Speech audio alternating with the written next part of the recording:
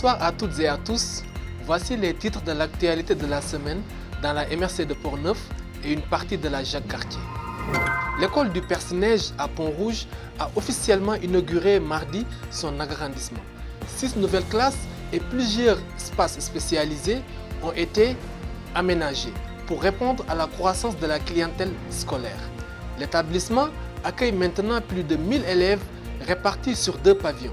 Notre équipe était sur place, vous allez le voir dans le reportage. L'actualité, ce sont aussi les conseils municipaux qui étaient bien chargés cette semaine dans Port-Neuf. Infrastructure, solidarité envers les travailleurs immigrants et révision de certaines dépenses étaient à l'ordre du jour. Notre équipe a suivi les décisions prises à Saint-Raymond, Fossambeau-sur-le-Lac et Saint-Marc-des-Carrières. Le parc familial des Berges de Donnacona s'est transformé en monde féerique pour le grand voyage des Lucioles. Petits et grands ont parcouru des sentiers illuminés, relevé des défis, glissé, joué et rencontré des personnages magiques. Une expérience familiale incontournable qui fait briller l'hiver et les sourires de tous. On vous en dira plus dans le téléjournal. Ici, on se crée des souvenirs au fil des saisons et on vit au rythme de nos passions.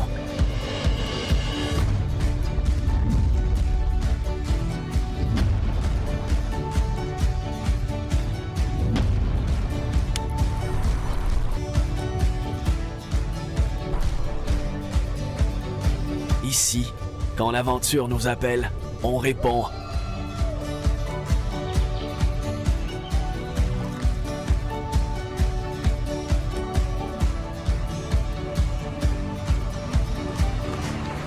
Ici, à Saint-Raymond, ma destination pour un séjour plein air réussi.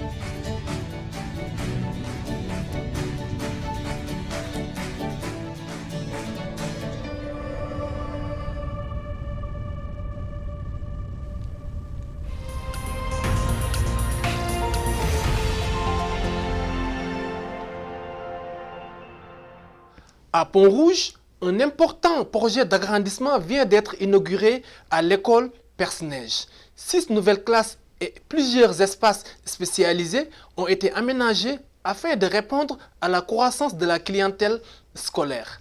L'établissement accueille maintenant plus de 1000 élèves répartis sur 2 pavillons. Notre équipe était sur place, voici le reportage. Ce projet est le fruit de plusieurs années de travail et de persévérance. L'école du Perce-Neige de Pont-Rouge a officiellement inauguré mardi son agrandissement. Une réalisation majeure pour la communauté éducative de la région. Merci à toutes les personnes qui ont contribué à faire de ce rêve une réalité. Les travaux ont permis l'ajout de 6 nouvelles classes, d'un carrefour d'apprentissage, d'une salle de psychomotricité, d'un local de musique, ainsi que de nouveaux espaces administratifs.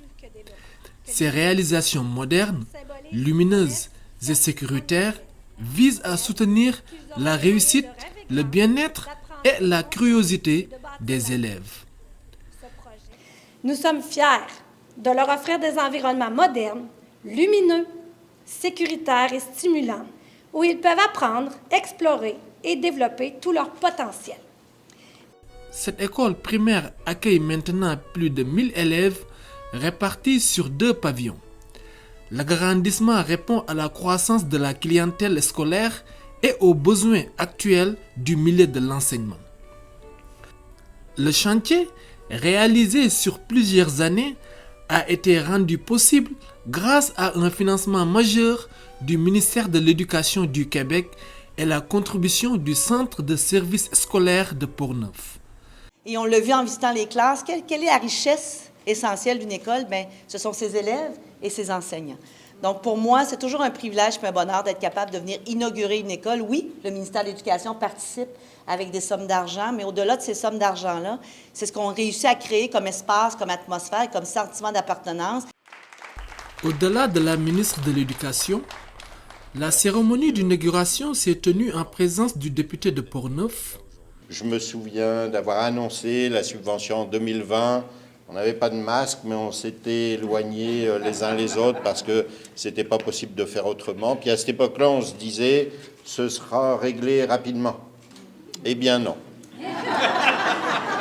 Nous voici en 2026, il a fallu surmonter bien des enjeux, faire preuve de beaucoup de rigueur. On a eu, Sonia, on a dû procéder à 3 appels d'offres.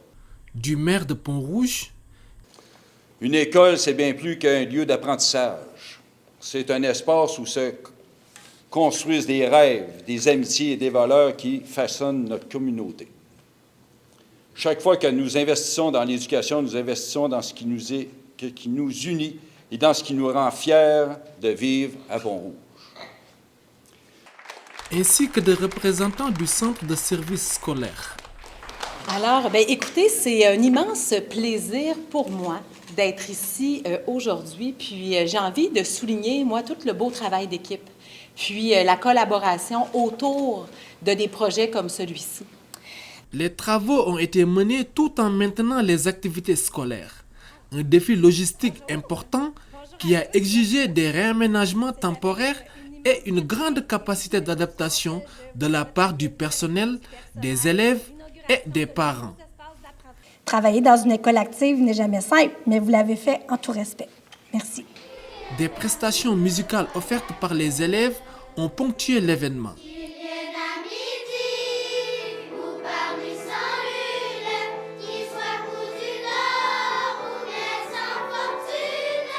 Avec cet arrondissement, l'école du Perce-Neige se dote d'infrastructures adaptées aux réalités scolaires d'aujourd'hui et de demain, consolidant son rôle de milieu de vie, d'apprentissage et de rassemblement au cœur de Pont-Rouge.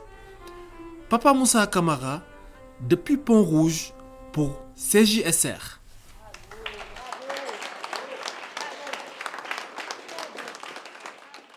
La Société d'aide au développement de la collectivité de Portneuf, la SADC, avec P3-4K Multimédia, lance un tout nouveau podcast entrepreneurial, sans mode d'emploi. Pour la toute première édition, enregistrée devant le public le 21 mai prochain, l'équipe cherche une entreprise d'ici prête à ouvrir ses portes. Pas besoin d'une salle classique. L'organisme veut un lieu original qui respire l'initiative et la créativité, capable d'accueillir entre 40 et 50 personnes dans une ambiance calme, idéale pour l'enregistrement. L'entreprise hôte profitera d'une belle visibilité pendant l'événement et dans le podcast, pourra prendre part à la discussion et sera reconnue comme un acteur engagé de la communauté entrepreneuriale. Les entreprises intéressées sont invitées à soumettre l'adresse du lieu et quelques photos. Pour que le jeu reste un jeu, vaut mieux savoir comment bien jouer. Savoir s'amuser en fixant ses limites de temps et d'argent. Des fois, il faut prendre une pause. Il faut savoir qu'on n'a pas le contrôle sur le résultat et que rien n'est joué d'avance. On se croise les doigts? Il faut savoir qu'on peut gagner ou perdre. Parce que c'est juste du hasard. L'Auto-Québec s'assure d'informer, d'encadrer et d'accompagner les joueurs avec son programme Bien joué. Comme je vous le disais dans les titres, les conseils municipaux étaient bien chargés cette semaine. Lors de la séance du lundi dernier, les élus de Saint-Raymond ont multiplié gestes symboliques et administratifs. Nomination d'un maire suppléant, appui à la santé mentale positive et engagement envers la persévérance scolaire. Des décisions qui touchent directement la communauté. Images, Guillaume Genois et Stéphane Lépine. 1,8 nominations d'un maire suppléant pour les mois de mars à août. Entendu que la disposition de l'article 56 de la loi des cités et villes, en fait, on a fait des petits changements. C'est que normalement, on nommait le maire suppléant pour 4 mois, Madame la directrice générale, c'est bien ça. Et on a décidé de mettre ça maintenant pour 6 mois. Et dans ce mois-ci, c'est M. Yvan Barrette qui sera le maire suppléant pour les 6 prochains mois. Donc, est-ce que je peux avoir une proposition? En tant que maire sortant, maire suppléant sortant, je supporte la proposition, M. le maire. M. Gass, merci. 1.10, proclamation du 13 mars, Journée nationale de la promotion de la santé mentale positive. C'est attendu que le 31 mars 2022, les élus de l'Assemblée nationale se sont prononcés à l'unanimité en faveur de la reconnaissance du 13 mars comme Journée nationale de la promotion de la santé mentale positive, que le mouvement Santé mentale Québec et ses organisations membres lancent en cette journée leur campagne annuelle de promotion de la santé mentale sous le thème « Un pas, un geste, un mouvement, ensemble pour une bonne santé mentale ». Entendu que la promotion de la santé mentale positive vise à accroître et à maintenir le bien-être individuel et collectif de la population et à favoriser la résilience. Entendu que le sommaire décisionnel déposé lors de la séance du travail tenue le 19 janvier 26 et l'aval des membres du Conseil, la proposition que le Conseil municipal de Saint-Raymond proclame la Journée nationale de la promotion de la santé mentale positive pour la durée de son mandat électoral. Est-ce que j'ai une proposition, s'il vous plaît? Oui, je le propose, Monsieur le maire. Madame Moss. 1.11, proclamation des journées de persévérance scolaire. Attendu que les jeunes de la MRC de Portneuf sont de plus en plus nombreux à persévérer, mais qu'encore 17,1 % de ces jeunes décrochent annuellement avant d'avoir obtenu un diplôme d'études secondaires. Attendu que pour garantir le dynamisme de notre région, la prospérité de nos entreprises et la pleine participation de nos citoyens à l'économie de la MRC de Portneuf, il est crucial de poursuivre les efforts de mobilisation autour de la réussite éducative. Attendu que du 16 au 20 février, la 17e édition des Journées de la persévérance scolaire sera tenue sous le thème de la persévérance s'amène loin. Cette édition 2026 sera l'occasion de rappeler que chaque adulte peut jouer un rôle fondamental pour motiver les jeunes et favoriser leur persévérance scolaire. Donc, le Conseil municipal de la ville de Saint-Raymond proclame les 16, 17, 18, 19 et 20 février comme étant les journées de la persévérance scolaire dans la municipalité. Est-ce que j'ai une proposition, s'il vous plaît? En fait, en donnant cette proposition, qu'on s'engage à appuyer le chantier de la réussite éducative de Portneuf ensemble et l'ensemble des partenaires mobilisés autour de la lutte au décrochage scolaire afin de faire à Portneuf une région qui favorise l'éducation comme véritable levier économique pour ses communautés, d'encourager et de féliciter publiquement les jeunes citoyens de la ville de Saint-Raymond pour leur persévérance, encourager les citoyens et citoyennes à écrire des messages soulignant l'importance de la persévérance scolaire à l'intention des élèves de l'école Louis-Jobin, et ça sur un tableau qui sera installé à cet effet dans le local du service de lecture situé dans la bibliothèque de l'école secondaire dès le 17 février. Afficher le drapeau de persévérance scolaire et à faire parvenir une copie de cette résolution au chantier de réussite éducative. Par ailleurs, la semaine de relâche se vivra en famille dans la MRC. Comme chaque année, le Centre d'aide et de ressources familiales de Portneuf, le Cerf-Volant de Portneuf, propose une programmation d'activités variées pour permettre aux parents et aux enfants de profiter pleinement de ce congé scolaire. Au menu, dès le lundi 2 mars, une balade en forêt à la base de plein air de Portneuf avec des jeux au retour. Le mardi, place au plein air au Centre Nature Saint-Basile, avec de la glissade sur chambre à air, des sentiers de marche et des jeux extérieurs. Le mercredi, les familles sont invitées au cinéma Alouette de Saint-Raymond pour une sortie cinéma. Et le jeudi, le Cerf-Volant ouvre ses portes pour une matinée libre, avec parcours moteur, bricolage, jeux et collation dans une ambiance conviviale. Certaines activités nécessitent une inscription et les places sont limitées. Une adhésion familiale est requise pour participer. Pour s'inscrire ou obtenir plus d'informations, il suffit de communiquer avec le Cerf-Volant de Portneuf. Une semaine de relâche pensée pour bouger, s'amuser et surtout passer du temps ensemble.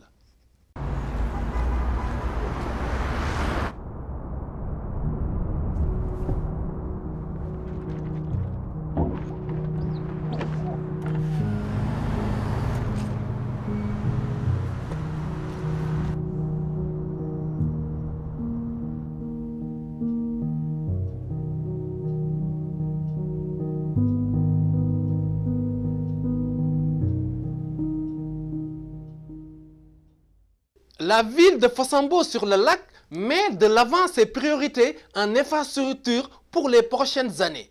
Les élus ont adopté lundi une nouvelle programmation de travaux dans le cadre du programme de transfert pour les infrastructures d'eau et collectives du Québec, TEC 2024-2025.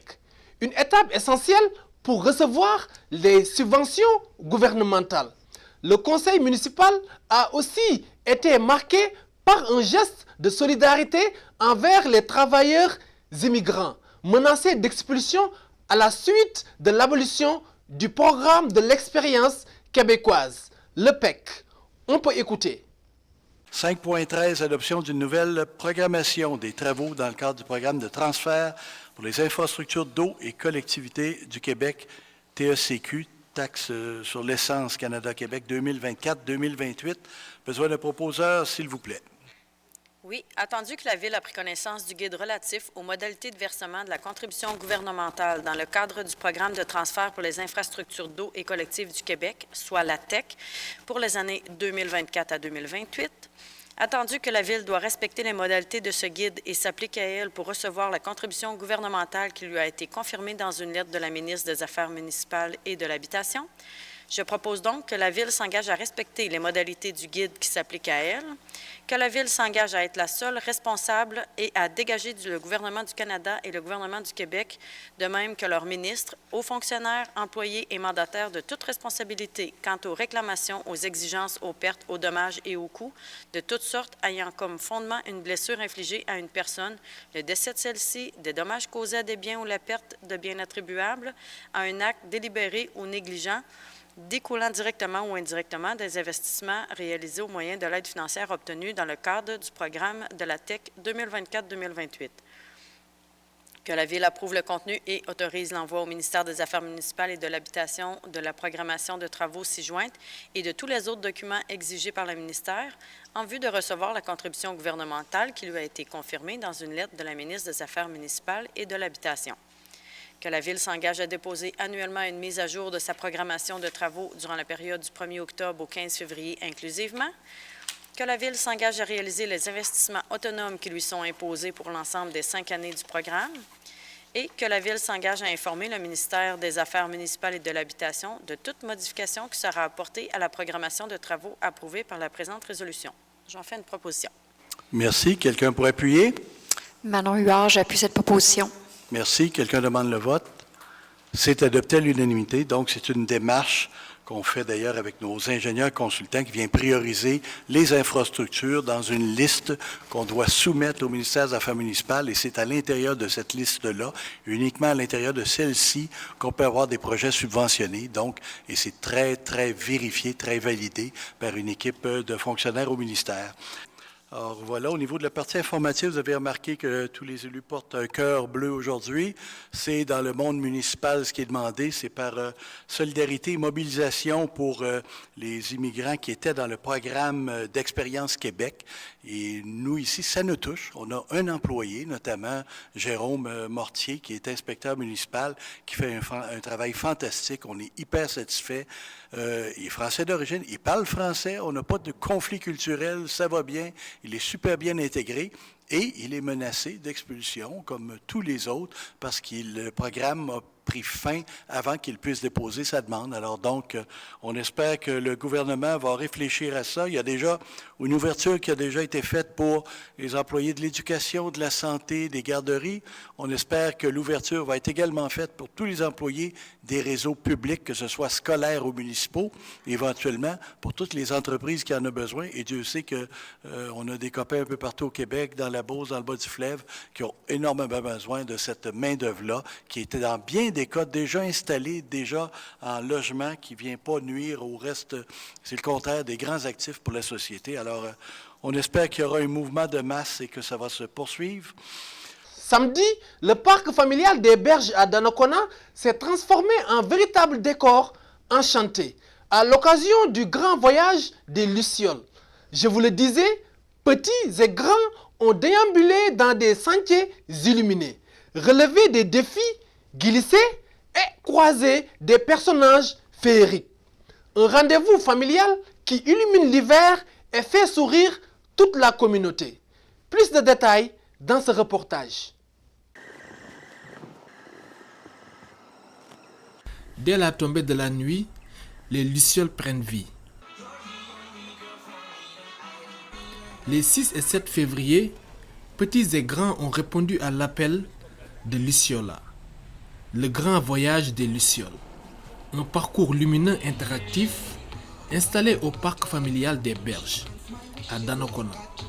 Cette année, les visiteurs étaient invités à aider la famille luminelle à retrouver sa poutre magique, essentielle pour rentrer à la maison. Une quête qui mène les familles à travers des sentiers illuminés, ponctués de défis, de jeux et de rencontres féeriques. On apprécie la soirée, Léa? Bien. Bien? Qu'est-ce que t'aimes le plus? Les lumières. Les lumières? Ben, on a vraiment trouvé que c'était très bien. On a aimé l'expérience. C'était très lumineux et très festif pour les enfants.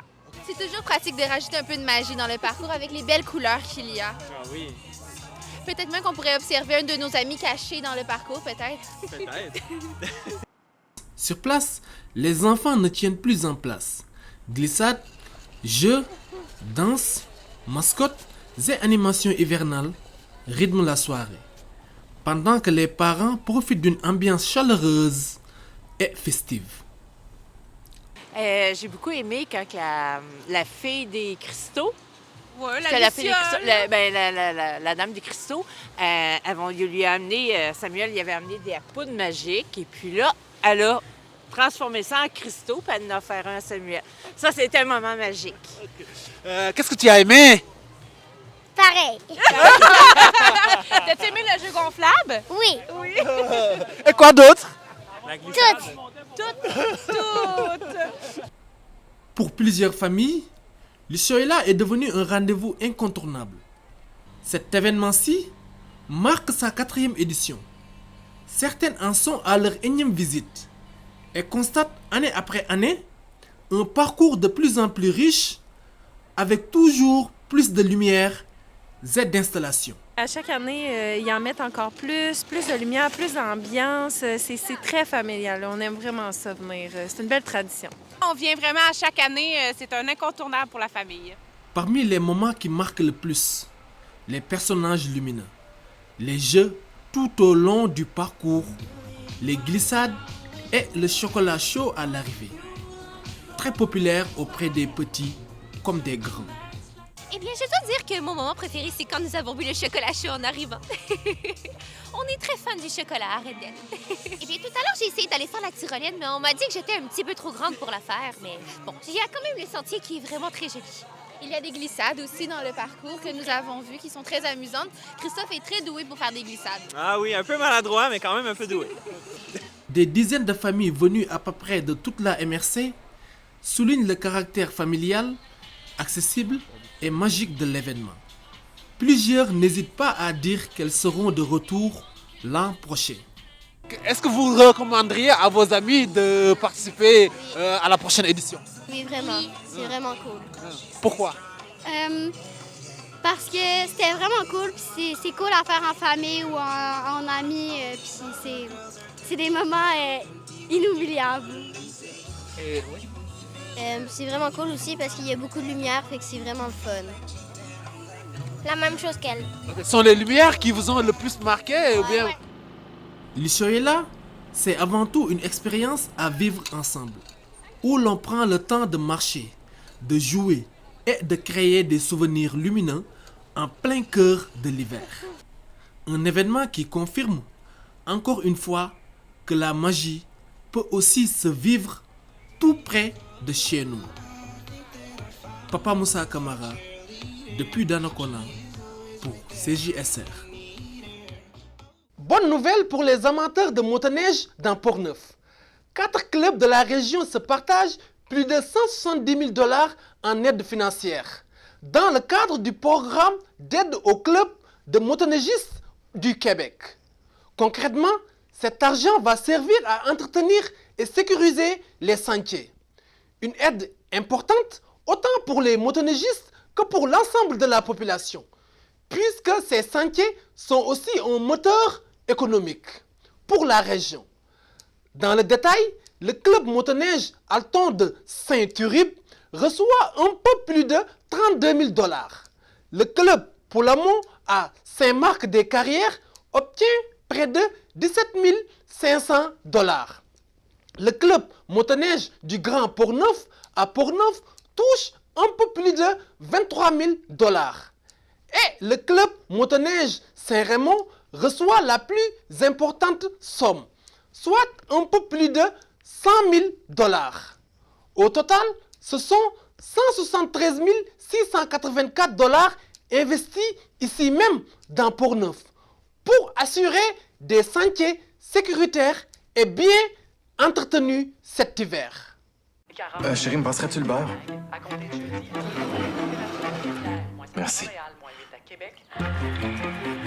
C'est plate. Cette heure, toute la partie se passe rien que d'un bord.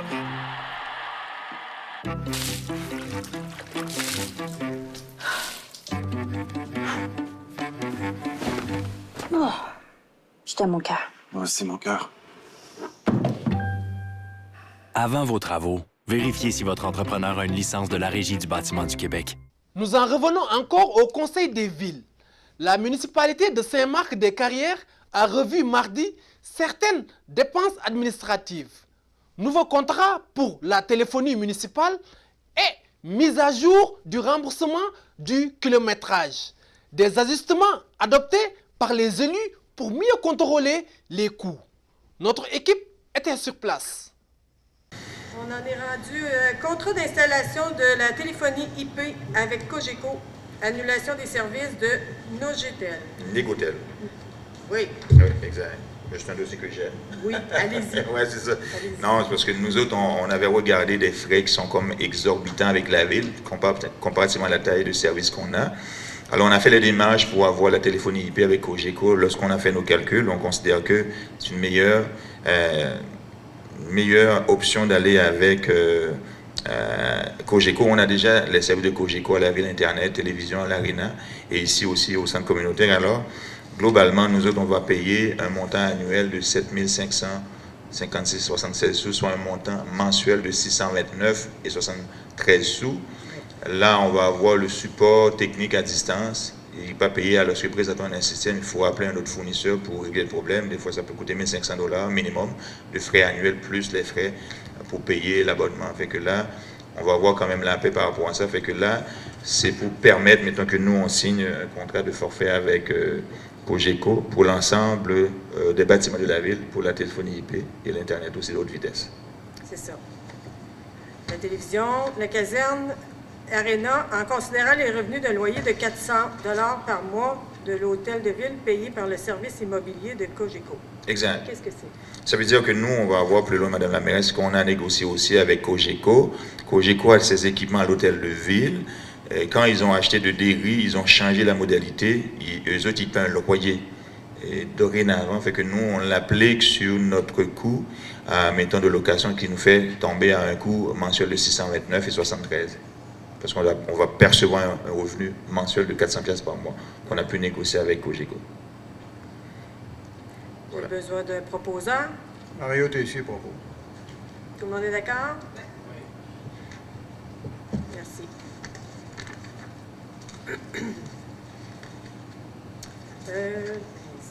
Ça, il y en a pas. Les frais de déplacement. Oui. Le taux de kilométrage payé au personnel et aux conseillers municipaux est octroyé à 70 sous du kilomètre. Exact. Ce qu'on avait fait, Madame la mairesse, vous me permettez, Madame la mairesse. Allez-y, Monsieur le directeur général. C'est une mise à jour qu'on fait du taux kilométrage qu'on paye à nos personnels et aussi aux élus. Les élus aussi travaillent pour la ville des déplacements. Alors, on fait une mise à jour par rapport aux taux qui sont payés par Revenu Québec. Là, on est rendu à 72 cents du kilomètre. Là, on a mis à 70 cents. Pour 2 ans? Pour 2 ans. Okay. Ça faisait plus longtemps que ça. Là. OK, c'est bon. 70 sous par kilomètre. On paie des frais de déplacement en dessous de 5000 km. C'est ça, Claude? Ainsi se termine ce téléjournal hebdo. Maintenant, place à la météo, suivie de votre émission Interrogé. Merci d'avoir été des nôtres et à la semaine prochaine.